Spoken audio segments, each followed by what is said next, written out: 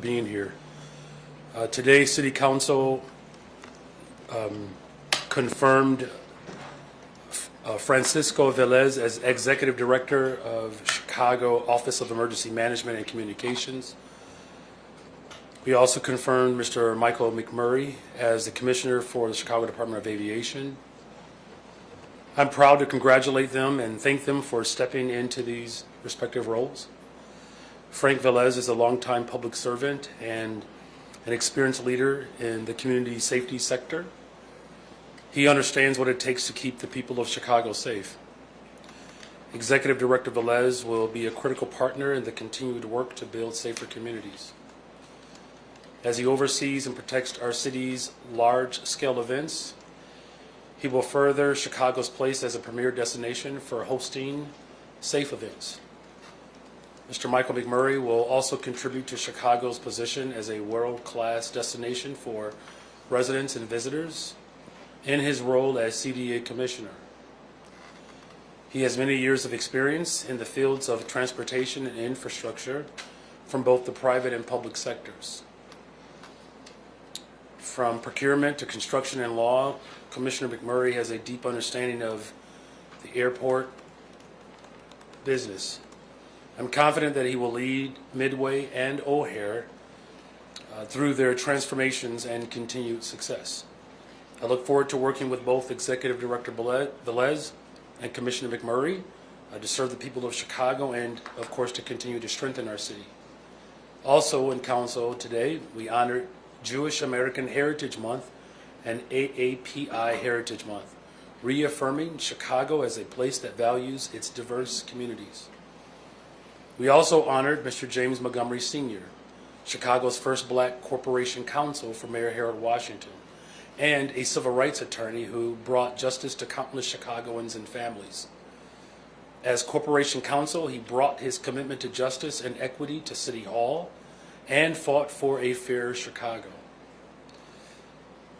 As an attorney, he rightfully held our systems accountable and shined a light on all of the injustices.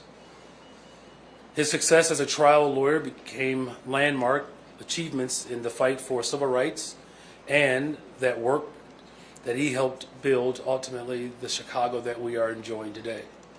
Mr. Montgomery undoubtedly paved the way for generations of black lawyers who have been inspired by his work and his enduring commitment. The existence of the first black woman corporate counsel is in large part because of Mr. James Montgomery. I'm proud to honor his work and legacy as we did today in City Council, as well as honoring him by making sure that the sixth floor the foyer is named in his honor. Let his story continue to inspire Chicagoans as we work to reach justice for all. Thank you all, and now I'm happy to take your questions. Hello, everyone. Reminder, we have time for one question today. Thank you.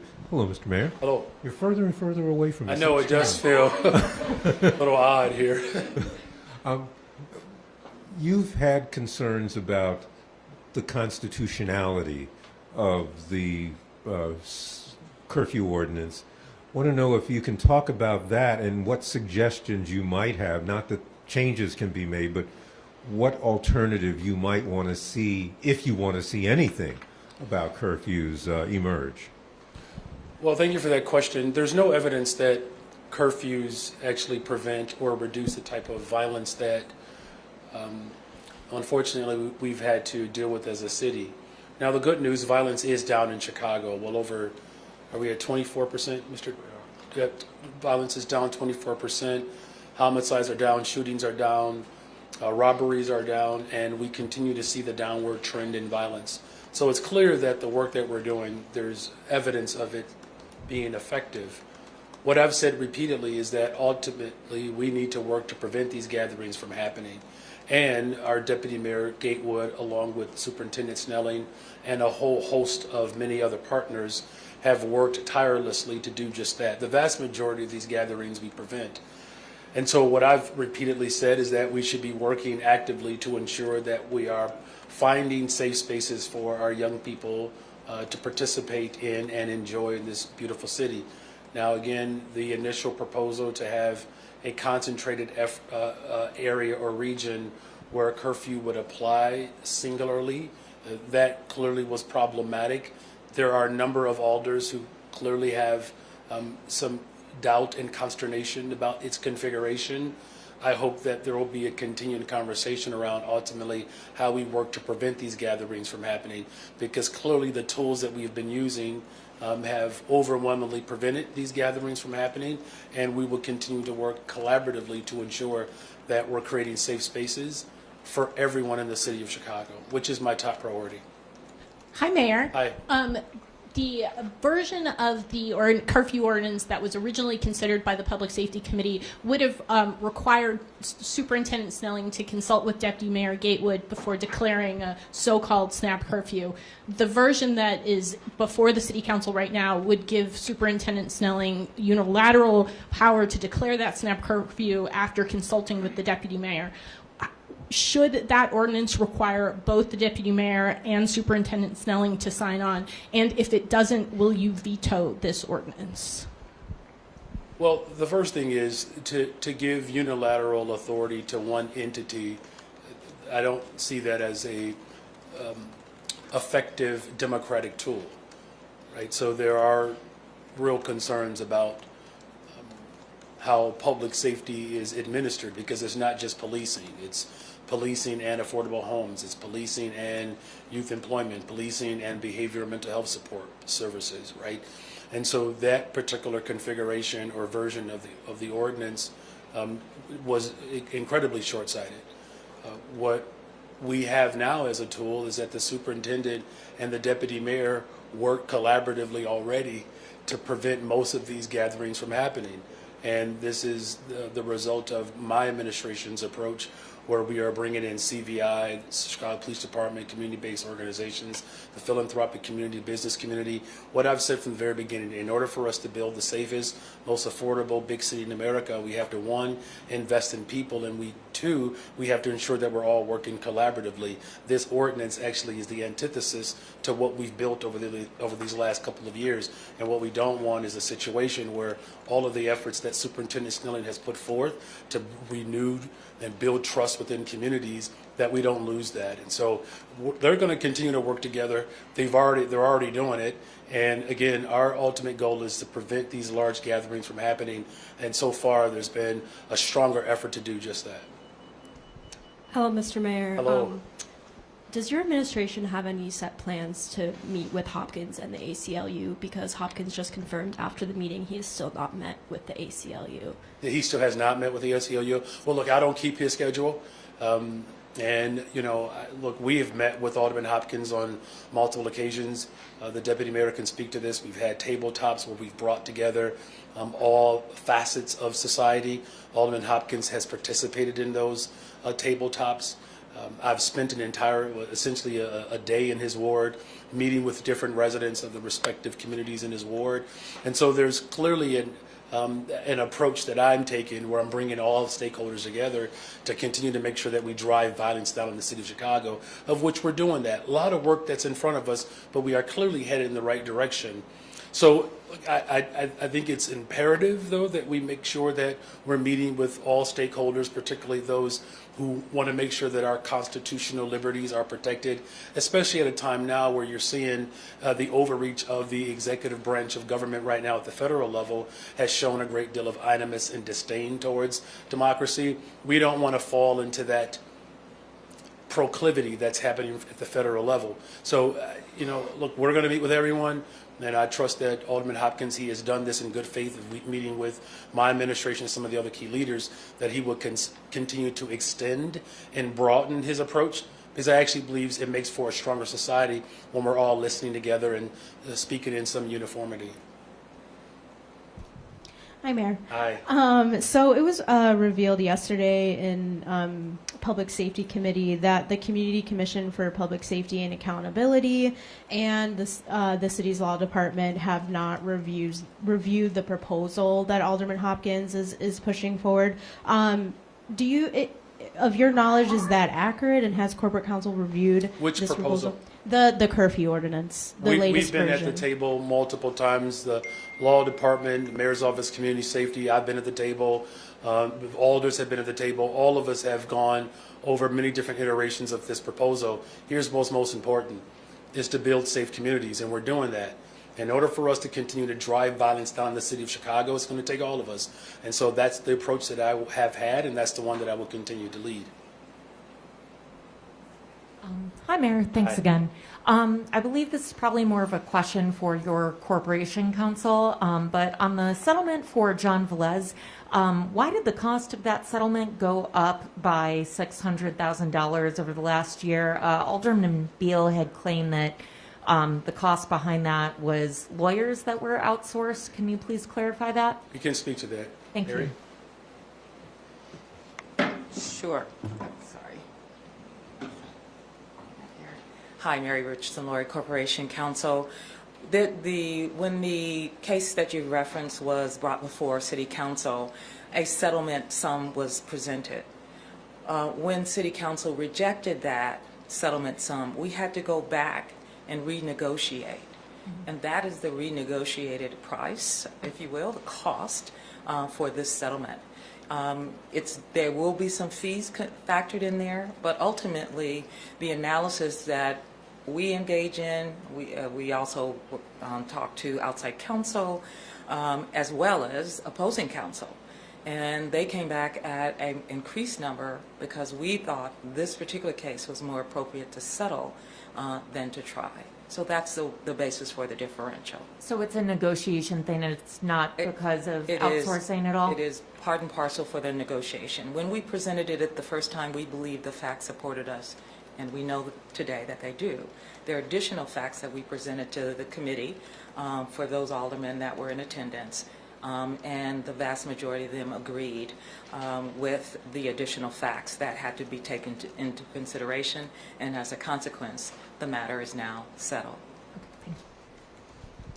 Good afternoon, Mayor. Yes, it is. Alderman Yancey introduced his just cause for eviction ordinance today. It went to rules, of course, but if it does go forward, is that something that you support?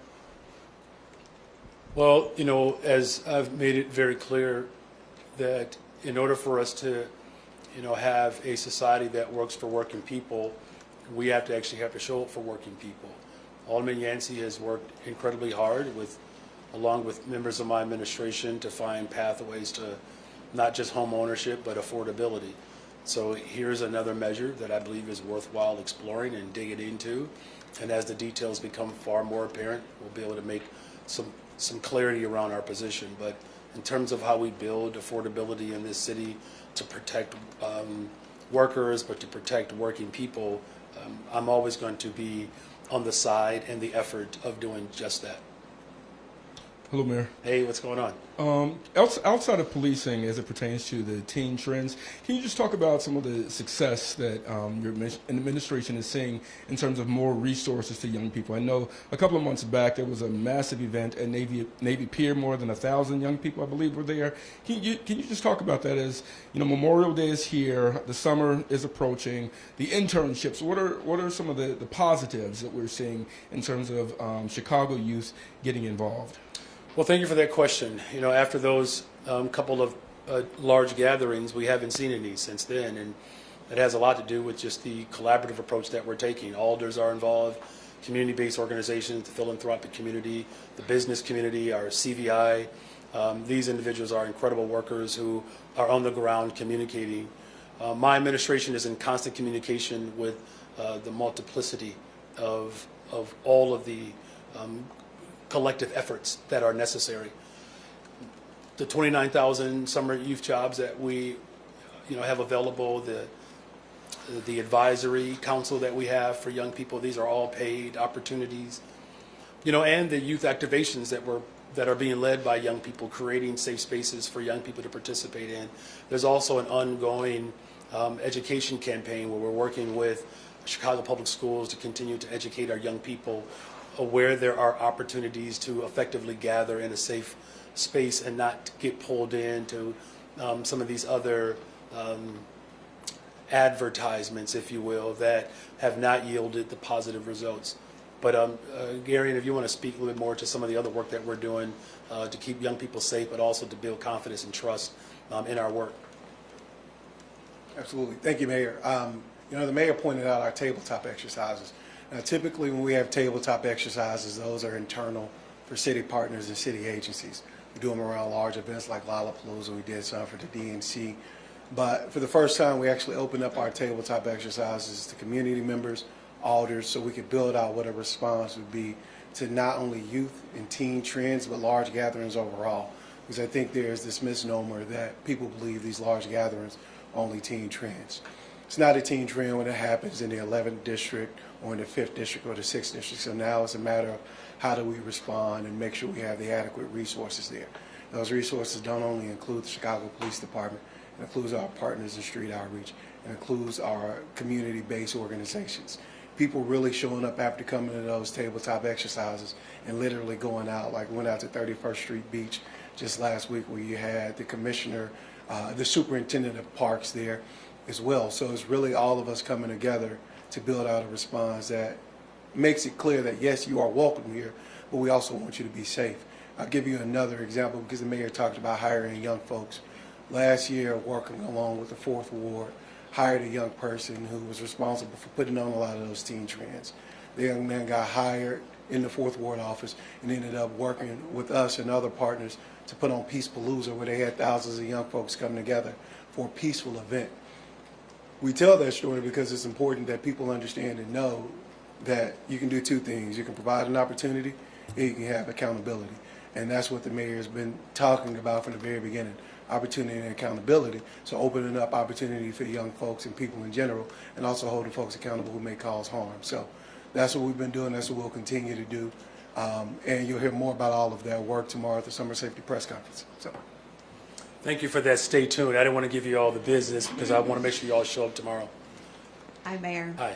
This month, President Trump announced big budget cuts to AmeriCorps, which has a big impact on local Chicago organizations that provide summer programs, after-school care for kids. Wondering what your reaction is to those cuts, and if any City of Chicago summer programs are in jeopardy because of federal funding cuts, or if they're all covered by the city budget. The Trump administration's cuts are a detriment to all of Chicago.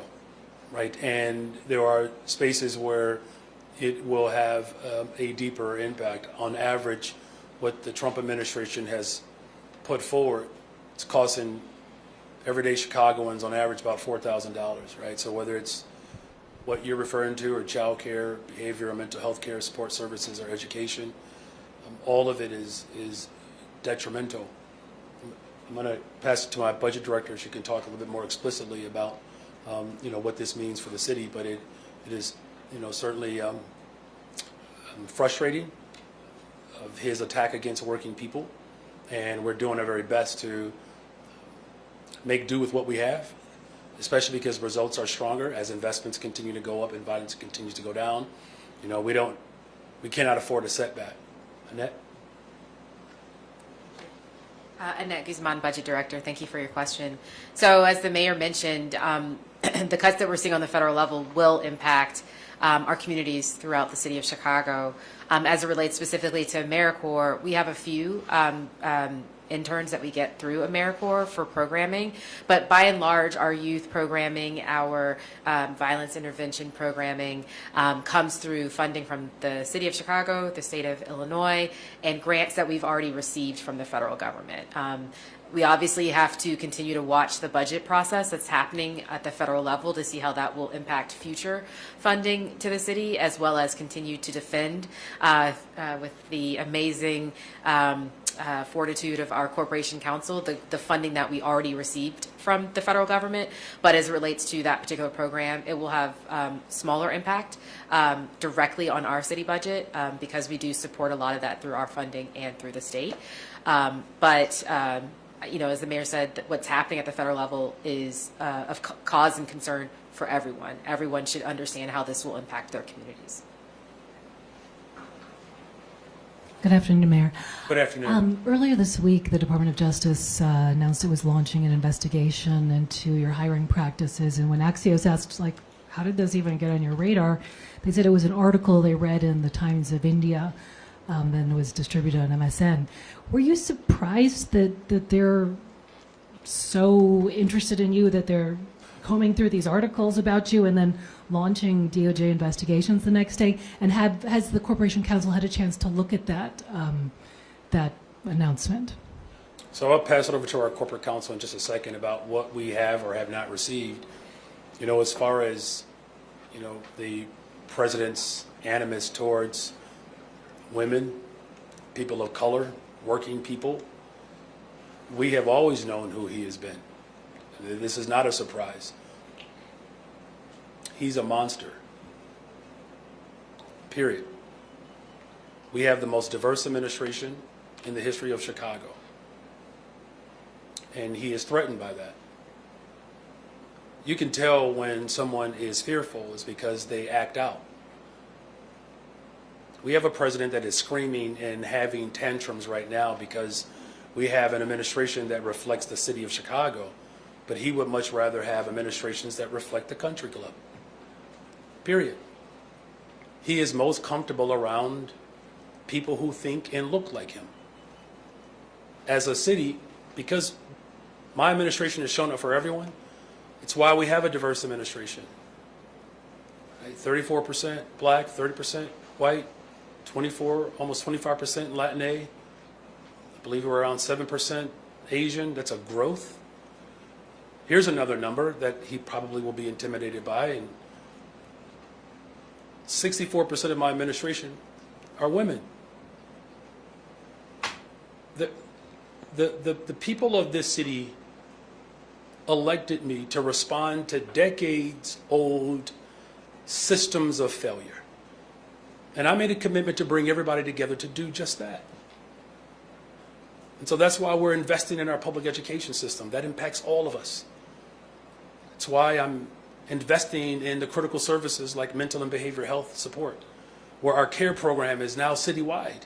That impacts all of us. When crime goes down in the city, when Austin is safer, Streeterville is safer.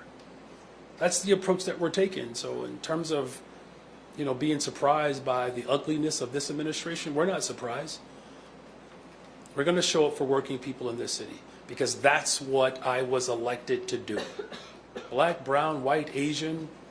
We're talking about, you know, years of immigrants coming to this city to find refuge. Descendants of slaves coming to this city to find refuge. That's really the American story. And so it's unfortunate that this administration is rejecting and showing so much disdain towards the American story, the dream that has brought all of us to this state right now. So, but as far as the specific notification, I'll pass it over to our corporate counsel. Mary Richardson Laurie Corporation Counsel. No, we have not received the official notification yet. We became aware of the overture because it was posted on a social media site. But we have yet to receive it, and we will respond once we receive it formally and review it accordingly. Hi, Mayor. Hey. The first two aldermen that deferred and published, the first two named aldermen, Alderman Irvin and Alderman Vasquez, they both told us that they believe you should veto this measure if it gets approved next month. Will you do that? Well, I think it's, you know, too early to make that determination. You know, here's what I'm going to allow to happen is the regular course of the democratic process. I think it would be irresponsible if I were to speak in advance of the entire democratic process that's before us. The city council deserves the right to be able to have their particular responsibility respected.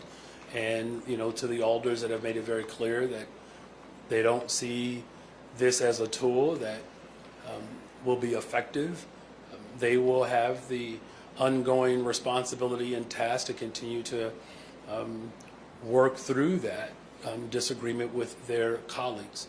I will be in position to be able to respond once that process unfolds. Hey, Mayor. Hey. Alderman Hopkins said that Superintendent Snelling supports his new version of the ordinance. What have you heard from the superintendent? And also, would you be more open to the previous version, which split that power between the superintendent and the deputy mayor? Well, you know, again, as we have worked to ensure that there is real community trust with our Chicago Police Department, we want to continue to build off of that. Our clearance rate continues to go up. Our, work towards the consent decree continues to move with a pace that was faster than a pace that's faster than prior to my arrival. Look, we work well together. Mayor's Office of Community Safety, my deputy mayor, with Garrett Gatewood, with Superintendent Snelling. Superintendent Snelling and I are in regular conversations. I know the deputy mayor speaks with him on a day-to-day basis, sometimes multiple times. Look, we're not getting the results of violent crime going down in the city of Chicago if we're not working together. There's evidence of that. And so we want to continue to build off of that. What the superintendent and I are most concerned with is ensuring that our neighborhoods are safe, all of our communities, right? And preventing these large gatherings will continue to drive us towards the direction in which I know the entire city wants us to continue to go in. As far as the version of the superintendent and the mayor's office of community safety being a part of this ordinance, again, that's a debate that will continue to happen amongst city council. But I can tell you this, we're already doing it. We're already doing it. I'm not saying that everything is perfect, but we are moving towards perfection. That's what's most important. People are counting on us to continue to come together, and that's what we're doing. Business, the philanthropic community, because look, I've said this multiple times, it's not just policing. That's what I just want to just get through the paradigm in this moment, is that it's not just policing, it's policing and housing. It's why we're building more homes. It's policing and mental and behavioral health support services. That's why we're expanding those services. It's policing and youth employment and workforce development. It's the full force of government that I continue to repeat over and over and over again, because this is about our commitment. This is about our commitment to ensuring that every single resident in this city can live in an affordable big city. So that conversation will continue to happen, but I'm grateful that we're not waiting on this tool for us to do our job, right? We're going to continue to do our jobs, make sure we keep people safe, and we're grateful that we're seeing unprecedented levels of decline in violence in the city of Chicago. Good afternoon, Mayor. It really is. This question is actually for the Corporation Council. You heard several aldermen today criticize your department's proposed settlements. They said that they clear the way for attorneys to frivolously sue the city and cost taxpayers millions. What do you think of that criticism? So as our corporate counsel comes forward, I just want to say that there were comments that were made on the floor that were reprehensible, and quite frankly, they were violent. The type of accusations that have been placed against this corporate counsel and this woman are absolutely reprehensible, and there should be no place where that type of meanness should be allowed. And I just want to make sure that people know that we can have discourse and discord. Respect people. That's all we're asked. Respect people. Mary? Mary Richardson, Corporation Counsel. Settlements are a difficult subject for the alders, and we get that. Our obligation is presented to them nonetheless, and for those aldermen that attend the Committee on Finance and actually hear the facts, the vast majority of them support a settlement outcome. The vast majority of what we do, however, is not settlement. So there is a misnomer. Let me correct it. The vast majority of our matters do get tried, but there are categories of cases that are in the interests of the city to settle. There are cases that were not allowed to be heard during the COVID period because, as each of you knows, during that period, the court systems were shut down. Those cases are coming due. So I want all the alder corps and the general public to get ready, because we're going to have more settlements. It's the responsible thing to do. We will have more trials. When it's appropriate, that will be the responsible thing to do. Our job, once we have facts and circumstances that we think lend themselves to a settlement, we will present it to the legislative body, talk them through, from our perspective, the content of the settlement, the basis for the settlement, and they, as the legislators, are obligated then to make decisions accordingly. As you saw from the vote, the vast majority of them support our perspective. We are not looking for 100% support. We're looking for 100% participation in the briefing process, so each of them are well-informed as they can be as they move towards making a decision relative to the settlements. But they're difficult subjects. There's no denying that, but we expect their full participation, and we will continue to present as appropriate those matters we think are appropriate for settlement. Hi, Mayor. Hi. To what do you attribute the notable drop in violence and homicides, given we're seeing similar trends in other cities, and given that summer unofficially starts this weekend, it's focused on downtown, what is the city doing ahead of this unofficial launch of summer to prevent that kind of violence from returning? Yeah, well, first of all, Summertime Shy is an institution, right? We saw last year an uptick in hotel occupancy, tourism. Talk about billions of dollars of tourism investment through Chicago. Ridership is up, 300 million riders. More folks are coming downtown, so we're clearly moving in the right direction. Is it moving at a pace that I would like? I want it to go faster, but it is a real good sign that the city of Chicago is being repopulated, because I said from the very beginning, that's my goal, is to repopulate the city of Chicago, make it a place where working people can afford to live in and feel safe. You know, as far as the, you know, how we are calculating the results, you know, again, it's about the full force of government. I'll give you an example. When we talk about policing and youth employment, the 15th Police District, that's where I live, on the west side of Chicago and Austin. Most of the largest number of youth in a single community that received summer employment, it was the Austin community, almost 1,700 positions. We also saw a precipitous decline in violence there. There's I believe there's a direct correlation between youth involvement and youth employment and not being subject to the wind, if you will, right? So, but it's also mental and behavioral health support services. The fact that law enforcement, as I ran on this, 40% of the 911 calls that were coming through were mental health crises. Now that we've expanded our mental health crisis outreach, now you have paid professionals who are trained in behavioral and mental health showing up to these crises, and then it frees up law enforcement to respond to other areas of public safety concern.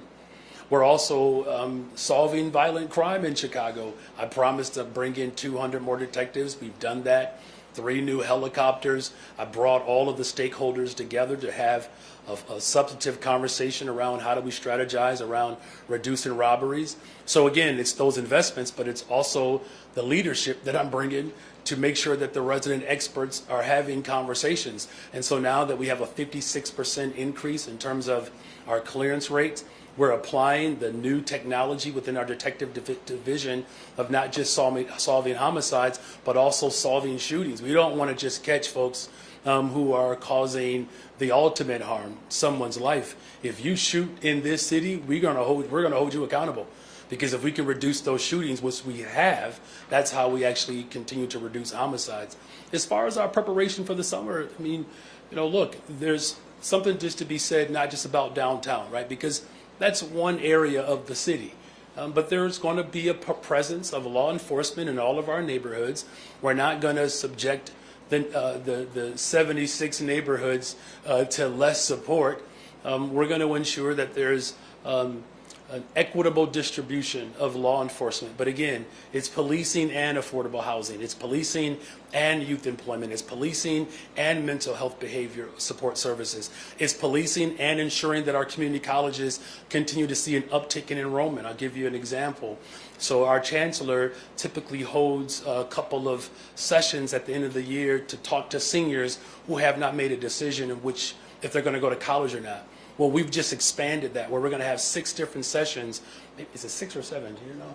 At least 6 sessions where we're going to work with seniors all over the city of Chicago. If they have not made a decision, we're going to make community colleges, you know, give them a real pitch.